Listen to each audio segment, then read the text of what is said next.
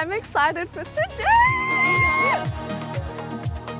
Oh my God, it's a hot sunny day. We've got our bikinis on, we're going for a swim. It's day 3 of school. I'm excited to see what we're doing today, but first we're going for a swim.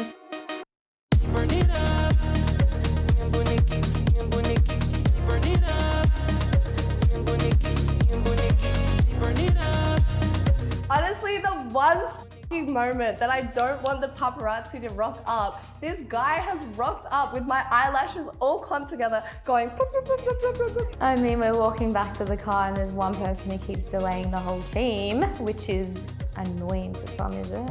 I don't know, is it annoying? But that was me, and I kept swapping numbers with hot men. Yeah! Oh my God, so excited! Yay! Oh my God. Is everyone excited for today? Yes, Yes. I'm so excited. Remind me to grab some more condoms on the way out. Oh my God, absolutely. did you use some last night? Too much practice. Girls, Hi. welcome back. Alrighty, so today we're going to be touching on one of the biggest topics that all of the largest 0.1% OnlyFans creators are doing, and that is going viral. It is the key to making success in this industry. The more eyes on you girls, the more people are going to want to see more. The question is, how do you actually do it? It's rage baiting. Rage baiting is essentially doing or saying something shocking just to piss off as many people as possible. And it's the default marketing strategy for most creators now. And like, once someone has decided that they want to get into this industry, the next big job is them figuring out, well, how do I put myself out there for subscribers to find me? And well, yeah, like this is how.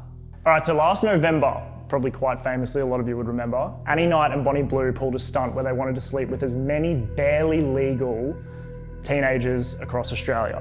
I don't think I've gone young enough. Yeah, I want the most barely legal 18-year-old.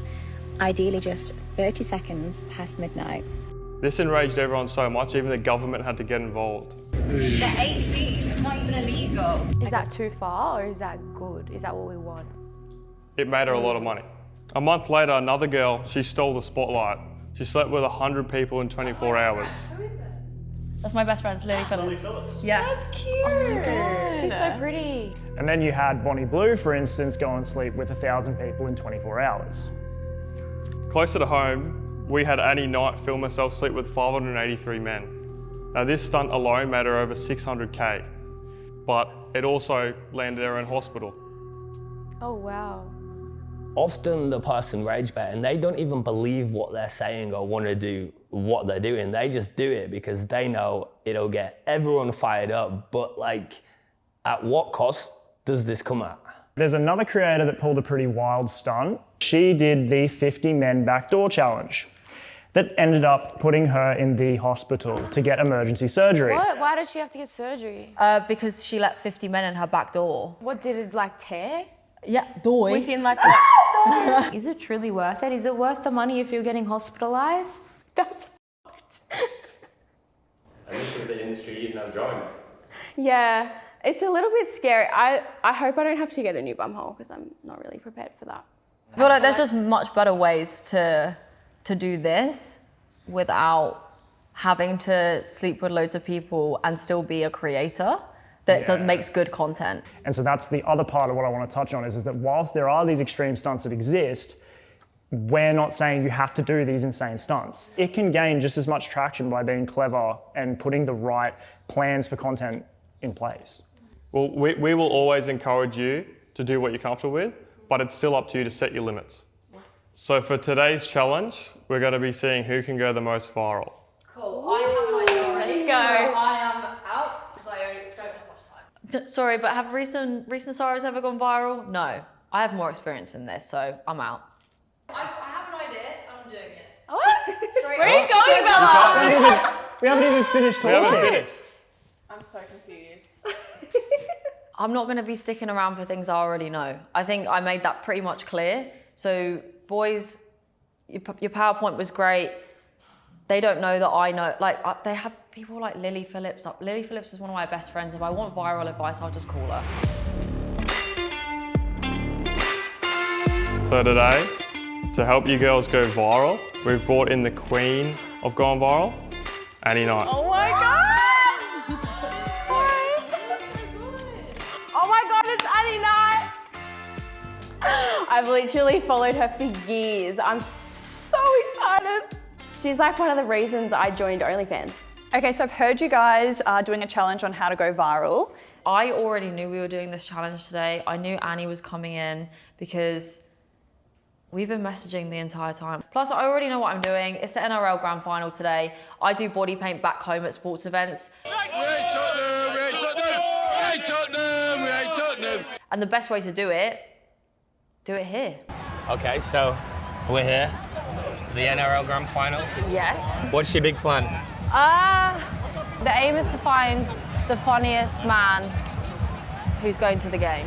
And to make sure you go viral, you have Yes. painted yourself. Yes. And then you said you're willing to, Oh yeah. if needed, Yes. They'll come out if they need to, but it depends on how hot they are. anything to go viral. Anything to go viral. In the UK, Arabella has built a huge following by essentially doing this. Like, she goes to soccer games topless with the kits painted on, usually with just like little stickers over her nipples. So she's basically walking around with her boobs out. And as expected, that it doesn't just go viral on socials, it also makes the news, and it makes a lot of people angry and outraged. But then the problem with that is, as more time passes, like, the line of what the public now deem as outrageous is constantly being pushed. People will respond either negatively or positively to outrage. Yeah. Being in this industry, you have to have thick skin. You have to be passionate about the work. You can't just be in it for the money, because I think that's it's not going to end well. Yeah. You really, and I won't lie, initially I was in it for the money, but as I progressed in my career, I really fell in love with the job. Yeah. And now I can't imagine doing anything else. And I'm so good at what I do because I am so passionate about it. And that's when I decided to use what I think is my best asset, which is my personality and my ability to speak to camera. So I decided to start being really open about my sexual experiences. And yeah, that's when I started talking about, the crazy stuff, like guys shitting after I've pegged them, and like all the crazy stuff that I guess I've experienced in my sexual life. And then I got the opportunity to go on a radio show, Kyle and Jackie O, and that's when everything just exploded. Where do you start with Kyle and Jackie O? Kyle and Jackie O. Kyle and Jackie O have officially been crowned the new king and queen of the airwaves. Chamberlains and co-host Jackie O have just signed an astonishing deal. Australian radio show Kyle and Jackie O. Welcome back to the Kyle and Jackie O show. Kyle, Jackie O, congratulations on being inducted into the Radio Hall of Fame. You guys deserve it. Okay, so this is where it kind of gets interesting. So I was a producer on the Kyle and Jackie O show when Annie did that first interview. Okay, Annie, so how would you describe yourself? I feel like I'm very sexually open. I'm open to, I'm down to try anything, really. And we booked her on because, like, back then, it was refreshing just to see this random girl on TikTok, like, so openly talking about sex with no shame and, like... And when did you think, screw this, I'm going to have sex with whoever I want? Because that's the powerful message here, right? I sort of got on the dating apps and then was going on dates, and I realised I don't really want a boyfriend at the moment, and I just wanted to, like, explore my sexuality and, sleep with different people. So in that, let's say it's been like a year since you've really embraced that. How many people would you have slept with in that year? Probably 300. Jesus. In 1 year. And that day, as she said on air how she'd happily slept with 300 people that year, I then promoted it as part of my job as, like, listen to our chat with Australia's most sexually active woman. And was she the country's most sexually active woman? I've got no idea. I just thought this is a good headline that's gonna get people listening to our radio show. And fuck me, like, that title worked. But it also started this roll-on effect, which is still going. I had media all over me, like the Daily Mail, I was getting papped everywhere, and it was just like the craziest thing ever. But yeah, it's like been really hard to kind of keep that trajectory up because it is something you have to constantly work on. Guys, could you teach me about NRL? Hey? Could you teach me about NRL? Yeah. You could? Tell me everything. Explain it to me like I'm a 5-year-old. Oh, wrong guy. Yeah. Arsenal. I need to learn about NRL and like... NRL. Okay, who's your favourite player? My favourite player? Cameron Munster. Why? Did you say monster? Yeah. Does he have a monster? Huh? Does he have a... Do you want to find out? I want to find out. I do always get a little bit like, oh, what's going to happen? I just need somebody who's going to be receptive to conversation, someone who's a little bit fun. I think that puts me in an instant good mood to set my day up, to know that I'm going to be all right. What colour eyes do you have? Brown. Oh, you're actually really good looking. Really? Yeah, you What's are. it?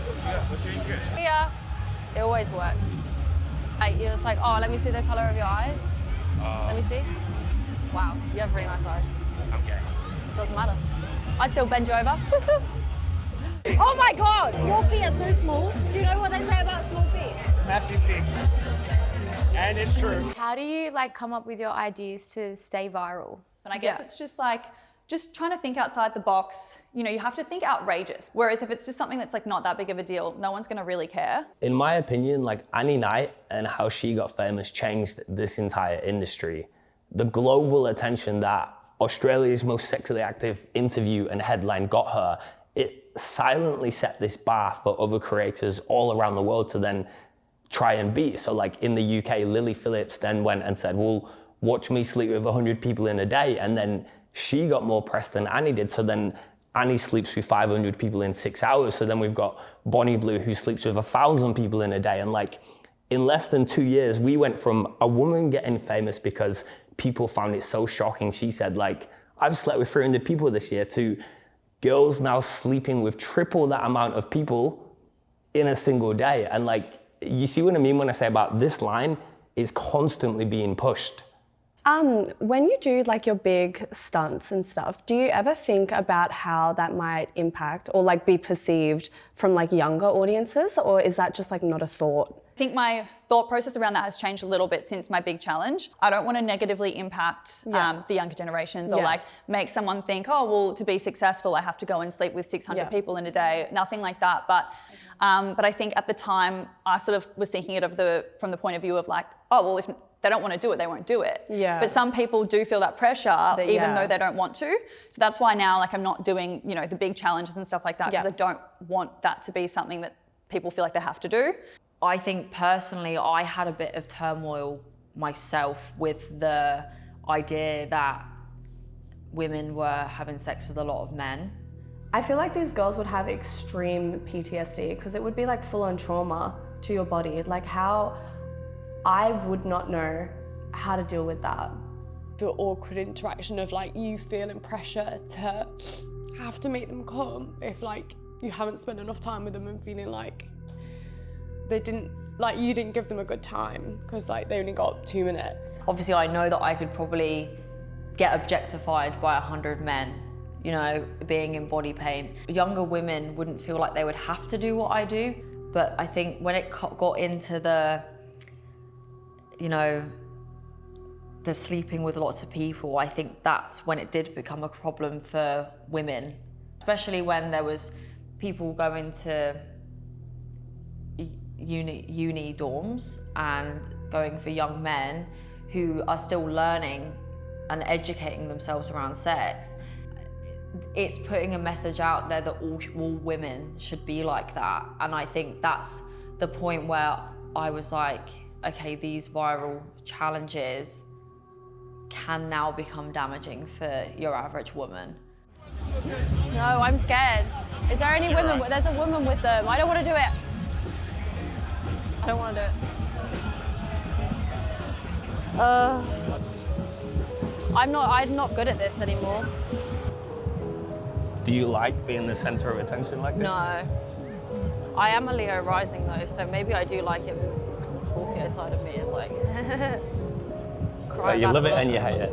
Yeah. Sometimes it does make me a little bit scared. I've been in situations where, you know, people have grabbed me at stadiums, people have thrown money at me. I think that's the part of me that says you don't like being the center of attention, because sometimes the bad attention isn't good. You did this body paint in the UK once and someone just grabbed you? Yeah, someone grabbed me by both of my like milk cannons and just pulled them like I was a cow. So thanks, mate. Yeah, that's not good. Yeah. Did anyone step in and do something? Or? No. I always get told that I put myself in these situations, so if stuff happens, I kind of deserve it. And I think that that's far from true, but it would happen to me fully clothed. It could happen to me from anyone at any time. It doesn't matter if I'm in pain. How do you navigate having a partner? Because you're engaged now, yeah? Yeah. How do you navigate? Yeah, congrats. Yeah. Oh, it's shining. How do you navigate having a partner in this industry? It is difficult, I won't lie. I think it's lucky that he's sort of been there from the start, like, because I've known him for 10 years and we were friends, but it doesn't make it easy. Like, obviously I'm out there collaborating with other people and that means sleeping with other people. And so I think like communication's really key. I'm struggling to find a man that lets me do solo content. Then I find out that Annie's out here engaged and he lets her 500 men in one day, but she doesn't kiss them. And then we had a discussion about that, and it kind of, you know, some days he'll be like, yeah, it's fine, like you can kiss them, and then other days it might be like, oh, like no kissing, or, and I think as long as I'm just communicating with him and asking him beforehand and just being respectful of his boundaries. Yeah. I can't even find one that lets me do solo content. Oh, it's hot. He like keeps turning around every time that I wave. He's like, I don't want to look. The way that my brain is wired is very, you have to keep going. You know, I was homeless growing up, and the idea that I can potentially be in that situation again makes me not want to give up.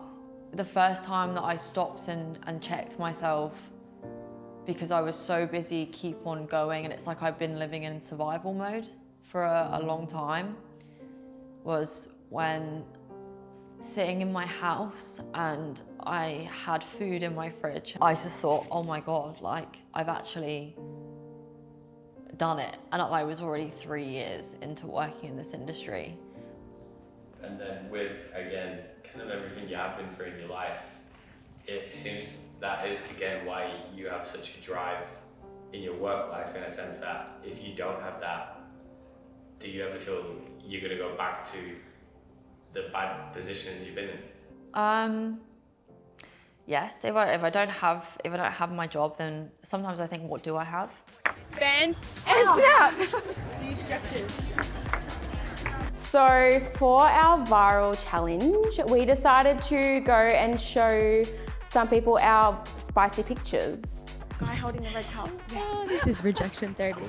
Excuse me. It's really hot out today, isn't it? Yeah, it is. Yeah? Do you want to see something hotter? And then we'll get them to rate it 1 out of 10. See who we can piss off. see who likes to see what we're selling.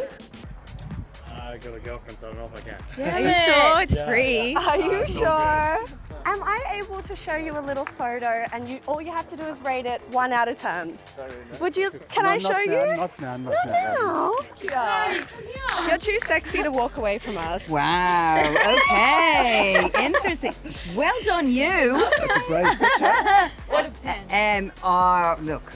When I was out in the sun, talking to people, approaching people, like getting them to look at this, I honestly felt like Montana. I didn't feel like me. I feel like I stepped into my character, my persona of Montana, because, you know, in the real world, I'm not really approaching people. I'm not really getting rejected left, right, and center. So I feel like I slipped back into Montana there for a little bit. I was thinking, can I show you maybe one of my spicy little pictures? Yeah. And you can rate it for me. Yeah, it's 10 out of 10. And you know what? What? Coming from a gay man. I don't know, 8. Hey, at least it wasn't a 7. Out of 10? Out of 10. 10. Oh! Now we get married. Oh, that's hot. I'm wet. Dripping. Thank you, gorgeous boy. Have a good day. Oh my God, I even kissed someone. Honestly though, that man was hot as fuck. We need to find him. Boy, we need to find him. I speak to a lot of girls who do this job, and they do just have it as more of like a side quest, really, and be like, oh yeah, I just do it because it gets me how much. I'm like, oh, this is my life, like this is my business. And It's the only thing that I have.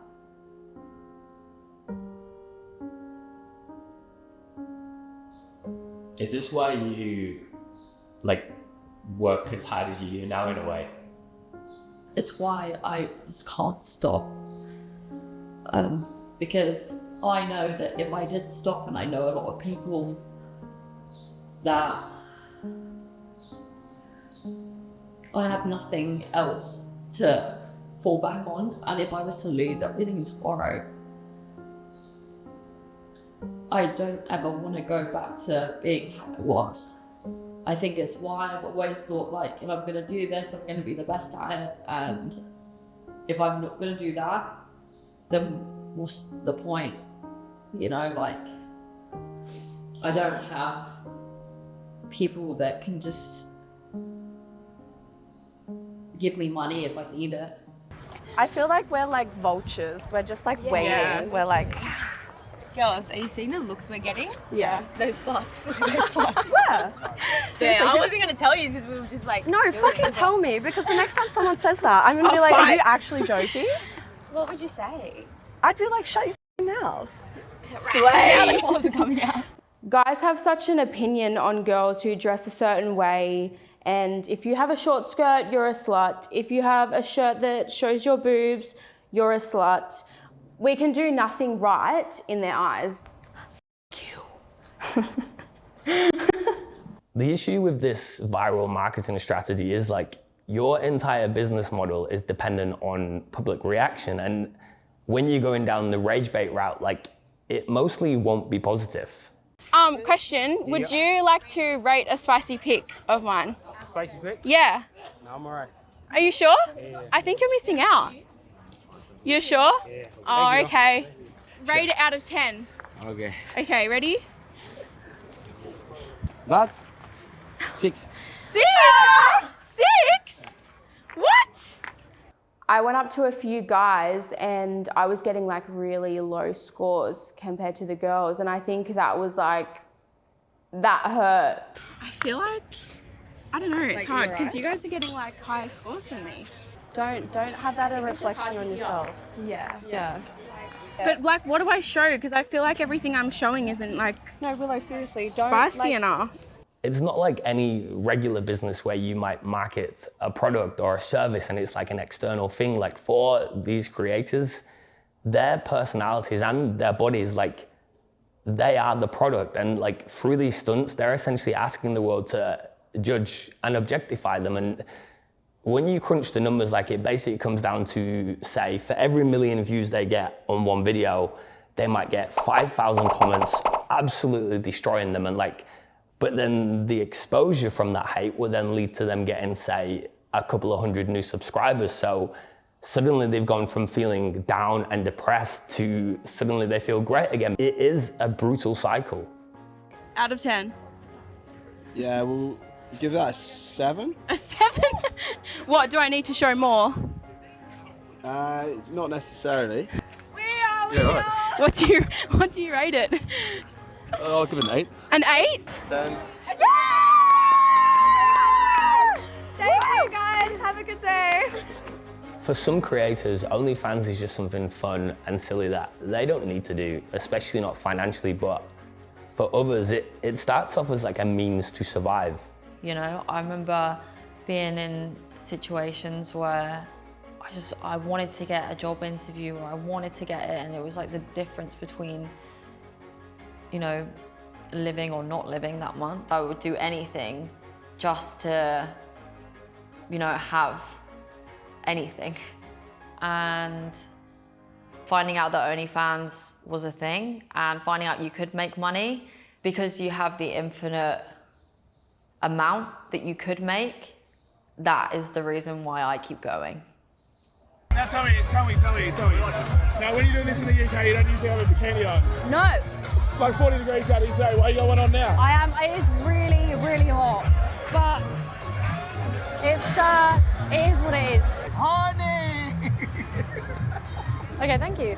Anyone can see from any of my content that I enjoy what I'm doing. I think it's just the additional stresses. If I could just lay on my back and, you know, do acrobats on a dick, I would. Well done, girls. They did well, but I think you might have lost the challenge. Have a look at this. Brisbane Broncos fan Arabella Mia kicked out of NRL Grand Final after wearing nothing but body paint. Is she wearing nothing? What? Oh my god.